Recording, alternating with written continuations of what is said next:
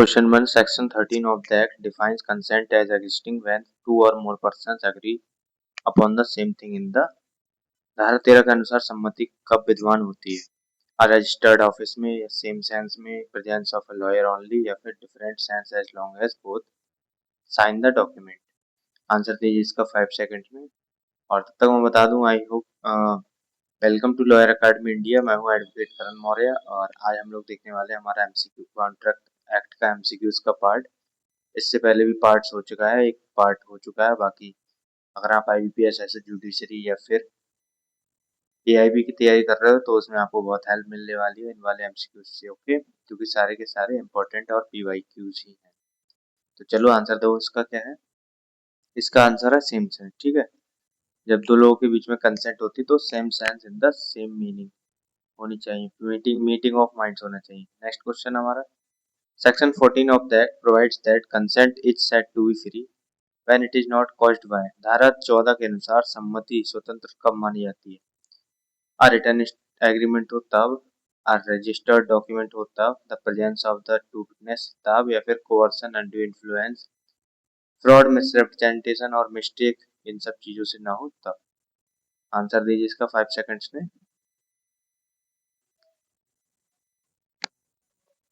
I hope आपको पता होगा इसका आंसर। इसका answer coercion, undue influence, fraud इन सब चीजों से ना हो तो वो फ्री कंसेंट मानी जाएगी।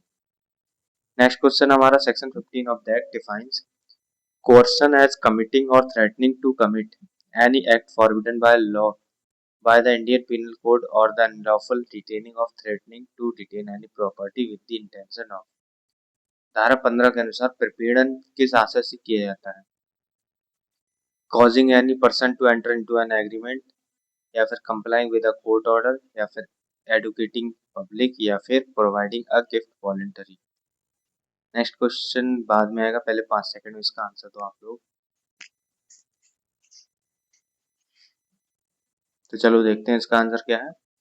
इसका answer causing any person to enter into an agreement, okay. Next question हमारा, इन चिक्कम अमीराज वर्सेस चिक्कम सोयसम्मा और whether a threat to commit suicide can amount to coercion. तो ये मद्रास हाईकोर्ट ने क्या बोला? चिक्कम अमीराज बनाम चिक्कम सोयसम्मा में आत्महत्या की धमकी क्या धारा 15 के तहत प्रपीड़न मानी जाएगी? तो क्या यस या फिर नो, ये चीज बताइए आप लोग। मतलब a threat to commit suicide amounts to coercion as suicide is forbidden by Indian Penal Code, या फिर threat to commit suicide can never amount to coercion under any circumstances, या only physical violence can amount to coercion, या फिर coercion requires the involvement of a government officer। 5 seconds में इसका answer दीजिए।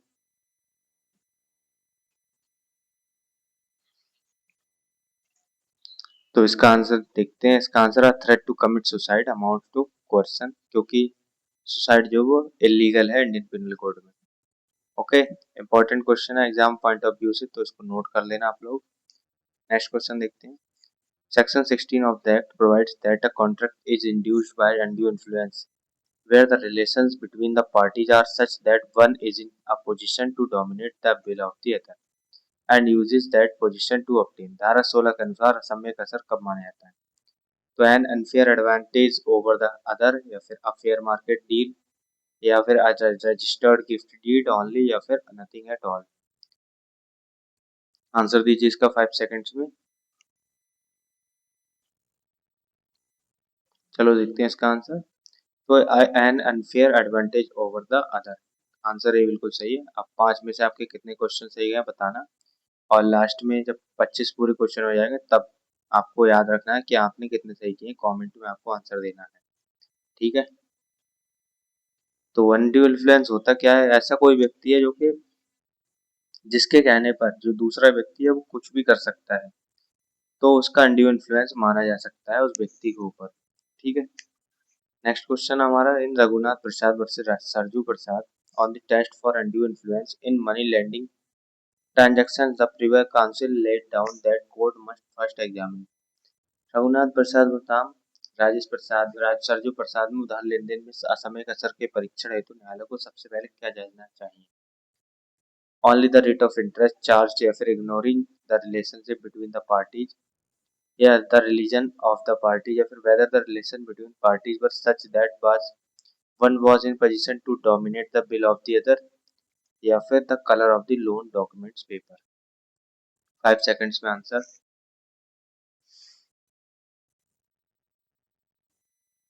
चलो देखते हैं इसका आंसर क्या है।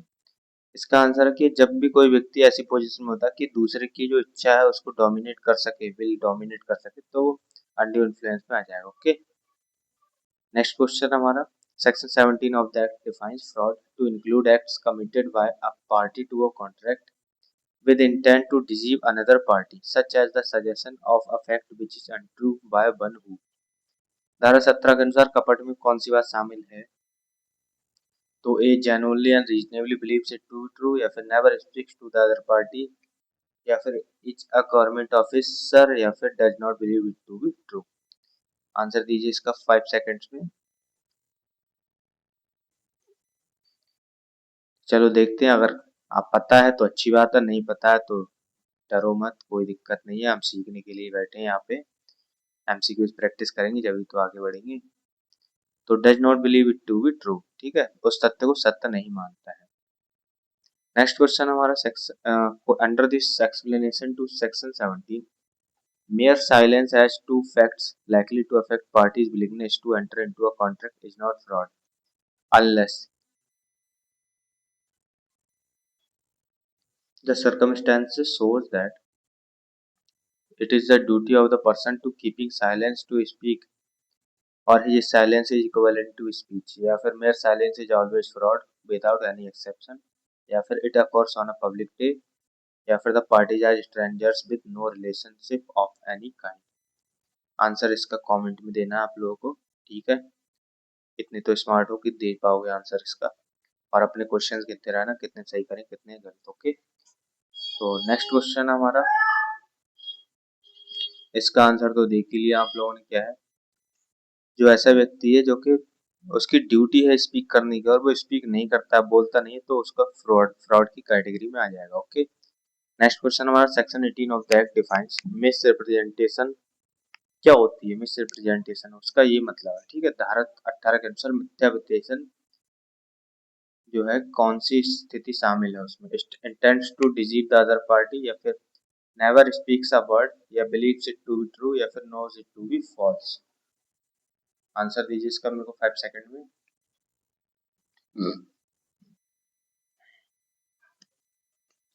तो चलो देखते हैं इसका आंसर क्या है। इसका आंसर है, उसे लगता है कि ऐसी बात ट्रू है बट सच में ट्रू होती नहीं है वो। ओके, और फ्रॉड और मिसरिप्रेजेंटेशन का एक ही डिफरेंस है जो नीचे लिखा है। मिस रिप्रेजेंटेशन में गलत स्टेटमेंट देने वाला जेन्युइनली उसको ट्रू बिलीव करता है। ओके, और जबकि फ्रॉड में वो डिसीव करने का इंटेंट होता है, मतलब उसको ठगने का इंटेंट होता है फ्रॉड में। नेक्स्ट क्वेश्चन हमारा, in Bisset versus Wilkinson on the distinction between a statement of opinion and a statement of fact for purposes of misrepresentation, the Privy Council held that Vincent बनाम विल्किंसन में मिथ्या व्यपदेशन के प्रयोजन हेतु राय के कथन और तथ्य के कथन में क्या अंतर बताया? तो स्टेटमेंट ऑफ ऑनेस्ट ओपिनियन बताया which turns out to be wrong does not amount to misrepresentation unlike a statement of fact, या फिर every statement of opinion is automatically actionable misrepresentation, या फिर statements of fact are never actionable, या फिर opinion and fact are legally identical concepts। Answer दीजिए इसका 5 seconds में।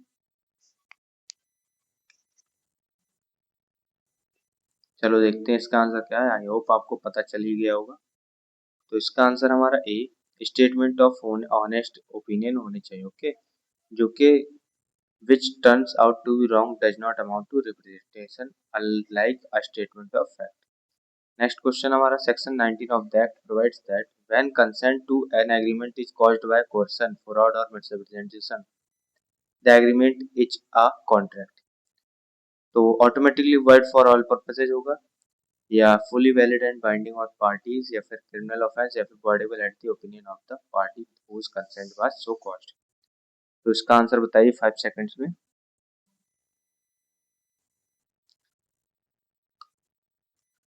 चलो देखते हैं इसका आंसर, तो ये होता है voidable at the option of the party whose consent was so caused. Example के लिए अनुभूति जी थी और बबलू जी थे। बबलू जी ने इनको तो आई लव यू बोला था और इनसे फ्रॉड करके ले लिया आई लव यू का I love you too. Bablu ji ने कई सारी बातें कही थी, फ्रॉड किया था कि झूठा बोला था कि उनको घुमाएंगे, अनुभूति जी को मॉल ले जाएंगे, कपड़े दिलाएंगे, शॉपिंग कराएंगे, वो उनको बस फंसाने को था।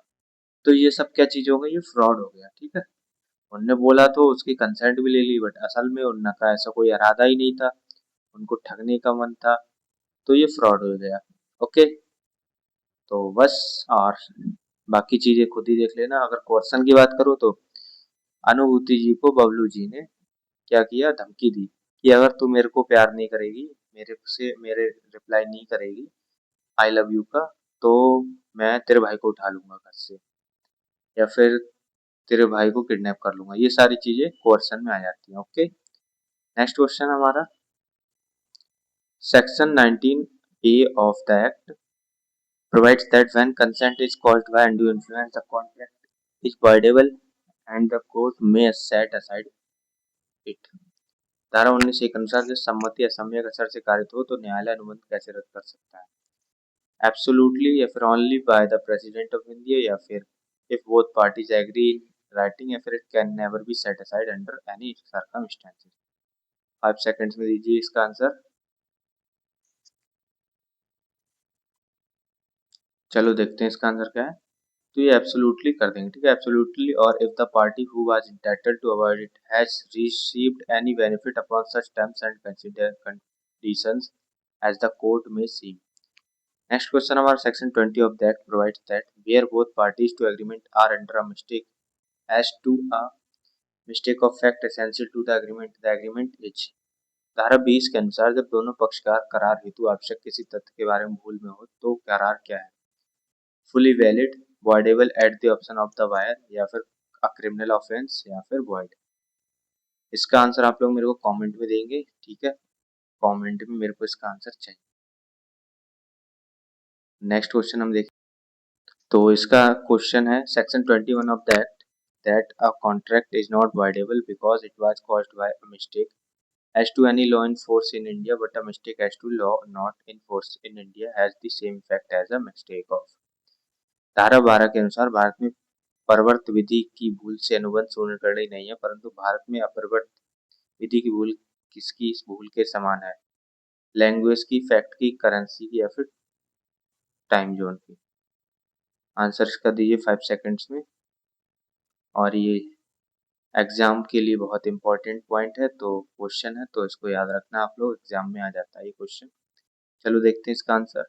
यह है फैक्ट की भूल। ओके, जैसे कि भारत में अगर आप किसी कानून की भूल में कोई काम कर देते हो तो आपकी माफी नहीं मिलेगी, लेकिन आप विदेश गए हो, विदेश में आपने कानून पता ही नहीं है आपको विदेश का, तो और आपने कोई काम कर दिया तो ऐसा माना जाता है कि जो व्यक्ति है उसने तथ्य की भूल की है।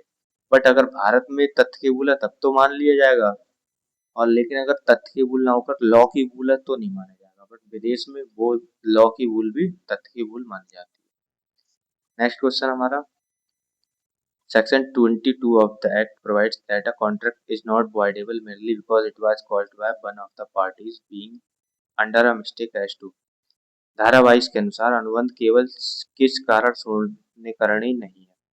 A matter agreed upon by the parties, या फिर a matter of fact if the mistake is only one side, या फिर the date of signing, या फिर a matter that both parties dispute in court।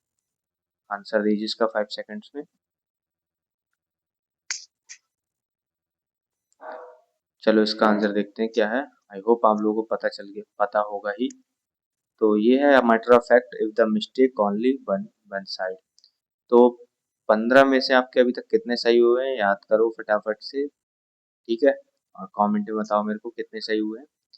Next question हमारा if section 23 of the act provides that the consideration और object of an agreement is unlawful if it is forbidden by law or is of such a nature that if permitted it would defeat the provisions of any law or is fraudulent or involves injury to the person or property of another or the court regards it। धारा 23 के अनुसार करार का प्रतिफल या उद्देश्य कब वैध माना जाता है? तो इमोरल या फिर opposed to public policy, agreed upon by two literate person, या मेड ऑन संडे, या फिर written in a foreign language. Answer दीजिए इसका 5 सेकंड्स में।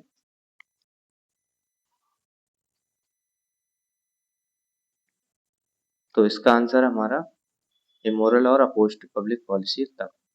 नेक्स्ट क्वेश्चन है सेक्शन 25 जो है वो कंसिडरेशन, तो बिना कंसिडरेशन की क्या होता है, वॉइड होता है कॉन्ट्रैक्ट, ठीक है। बट ऐसी कौन सी कंडीशन है जिनमें जो है नेचुरल लव एंड अफेक्शन में पार्टी जो है स्टैंडिंग करेंगे और उनका जो है पार्टनर जो रिलेशन है वो कैसा रहेगा, नॉर्मल रहेगा। धारा 25 के अनुसार बिना प्रतिबल के करार शून्य है, सिवाय इसके कि यह किन पक्षकारों के बीच स्वाभाविक प्रेम व स्नेह के कारण पंजीकृत व लिखित हुआ है। Business partnership, employer employ relation, near relation to each other, या फिर लैंडलॉर्ड टेनेंट। आंसर दीजिए इसका 5 सेकंड्स में। चलो देखते हैं इसका आंसर क्या है। इसका है नियर रिलेशन, ठीक है। अब दादा ने पोती को दे दी या दादा ने पोते को दे दी जमीन, तो उसमें कोई कंसिडरेशन नहीं चाहिए, वो ऐसे ही दे सकते हैं। नेक्स्ट क्वेश्चन हमारा, which of the following is one of the recognised exceptions under 25 of the rule that an agreement without consideration is void। तो आप promise to compensate a person who has already voluntarily done something for the promiser, या promise made in foreign country, या फिर promise made only for entertainment purpose, या फिर any oral promise between strangers without any writing। इसका answer आप लोग comment में देंगे क्या है, क्योंकि आई होप आपको पता होगा इसका आंसर क्या है क्वेश्चन 18 का।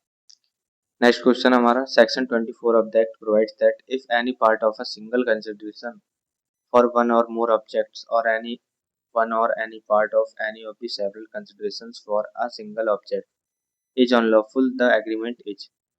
धारा 24 के अनुसार यदि प्रतिफल का कोई भाग अवैध हो तो करार क्या है, इनफोर्सेबल इन फुल, या फिर अ क्रिमिनल कॉन्ट्रैक्ट, या फिर valid only for lawful part, या फिर वॉइड होगा। आंसर दीजिए फटाफट से 5 सेकंड्स में इसका।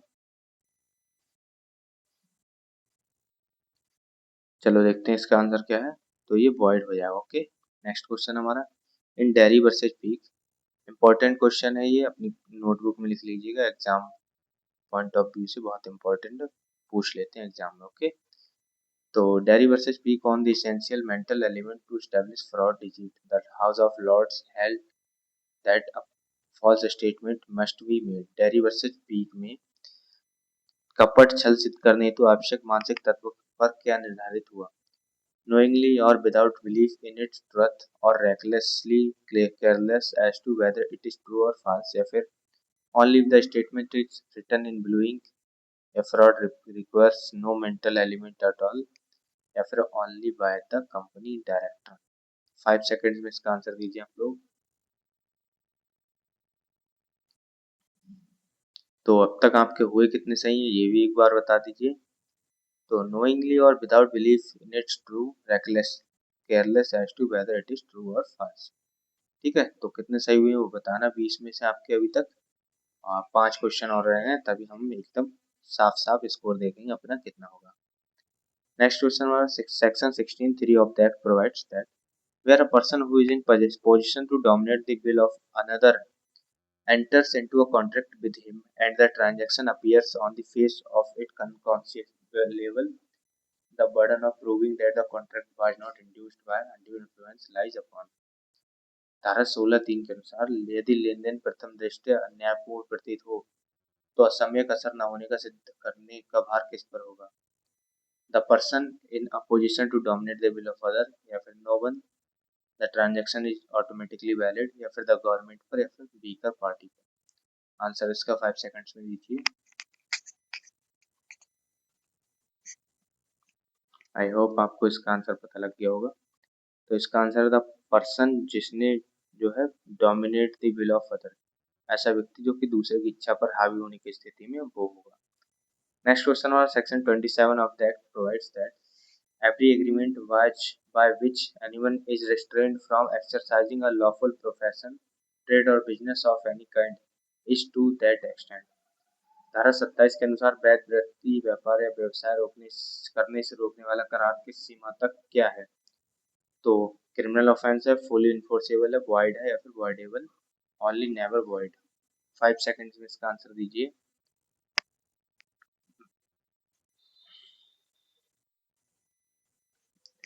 चलो देखते हैं इसका आंसर क्या है। ये हमारा void रहेगा। ओके, नेक्स्ट क्वेश्चन हमारा सेक्शन 28 ऑफ दैट। तो इसमें क्या बोला गया है, इसमें ये बोला गया है कि जो सेक्शन 28 के अनुसार अगर कोई व्यक्ति कोई कानूनी कार्रवाई करना चाहता है और उसको कोई रोकता है तो ऐसे करार क्या शून्य होगा या फिर शून्य करणी होगा। तो only binding on the party होगा, गवर्नमेंट होगा, क्रिमिनल ऑफेंस होगा, वॉइड टू दैट एक्सटेंट, या फिर फुली वैलिड होगा। 5 सेकंड में इसका आंसर दीजिए आप लोग। तो आई होप आपको पता चल गया होगा इसका आंसर। ये भी वॉइड होगा। ठीक है, वॉइडेबल कॉन्ट्रैक्ट में नहीं आएगा, वॉइड में आएगा। नेक्स्ट क्वेश्चन हमारा section 29 of the act provides that agreement the meaning of which is not certain capable of being made are presumed to favor in the plaintiff या फिर void या फिर automatically converted into valid contract by the court या फिर full enforceable regardless of ambiguity। तो अगर कोई ऐसा एग्रीमेंट है जो कि सर्टेन नहीं है, अनसर्टेन इवेंट है, तो वो क्या होगा, void होगा या फिर वैलिड होगा। तो वो 5 सेकंड में आंसर दो इसका, फिर मैं समझाता हूँ आपको इसका पूरा ब्यौरा। चलो देखते हैं इसका आंसर। तो ये void होगा। जैसे कि ए के और बी के बीच में करार हुआ है कि तुम 5,000 रुपये मुझसे लो और मैं तुमसे गाड़ी दूंगा। ठीक है, कार कार बी के पास 5 है और ए ने 5,000 रुपये की बात नहीं की। ए ने बोला कि 5,000 के या फिर 6,000 रुपये, 5-6 हजार रुपये ले लो। ठीक है, तो इनकी कंडीशन अनसर्टेन हो गई। ए ने भी तो बोला कि 5 या 6 हजार रुपये ले लो, मतलब कुछ भी हो सकता है। बी के पास भी 5 कार है, ये भी नहीं बात हुई है तय कि कौन सी कार लेगा ये। तो ये अनसर्टेन कंडीशंस होती है, इनमें कॉन्ट्रैक्ट जो होता है वॉइड होता है। ठीक है, और लास्ट क्वेश्चन हमारा section 30 of the act provides that agreement by way of wager are void and no suit shall be brought for recovering anything alleged to be borne on any wager or entrusted to any person to avoid the result of any। धारा 30 के अनुसार पणन द्वारा करार शून्य किसके परिणाम पर आधारित पणन में जीती गई वस्तु की वसूली हेतु बाद नहीं लाया जा सकता। तो गेम और other uncertain event on which the wager is made या फिर कॉन्ट्रैक्ट ऑफ इंश्योरेंस में, registered lottery approved by state या फिर हॉर्स रेस। इसका आंसर आप लोगों को कमेंट में देना है। ठीक है, तो बाकी एक अनाउंसमेंट है जो कर, तो अगर पूरी वीडियो देख लिए लास्ट तक तो एक बार ये भी देख लो। कंप्लीट लॉ प्रिपरेशन का बंडल है हमारे पास, जिसमें नोट्स होंगे हिंदी इंग्लिश में सब्जेक्ट वाइज, एमसीक्यूज होंगे सब्जेक्ट वाइज, 20 मॉक टेस्ट होंगे। ओके, 20 आईबीपीएस एसओ के लिए, 20 जुडिशरी के लिए। जस्ट ये प्राइस में और ये स्कैन करके या फिर इस नंबर पर पे करके आप स्क्रीनशॉट भेज दीजिए। 1 से 2 घंटे में आपको मिल जाएगा सारा मटेरियल। ओके, तो बाकी मिलते हैं नेक्स्ट वीडियो में, तब तक के लिए जय हिंद। और कमेंट में आंसर बताना अपने कितने हुए थे ठीक 25 में से। ओके, और जो मैंने क्वेश्चन पूछे हैं उनका भी आंसर देना है। चलो मिलते हैं नेक्स्ट वीडियो में।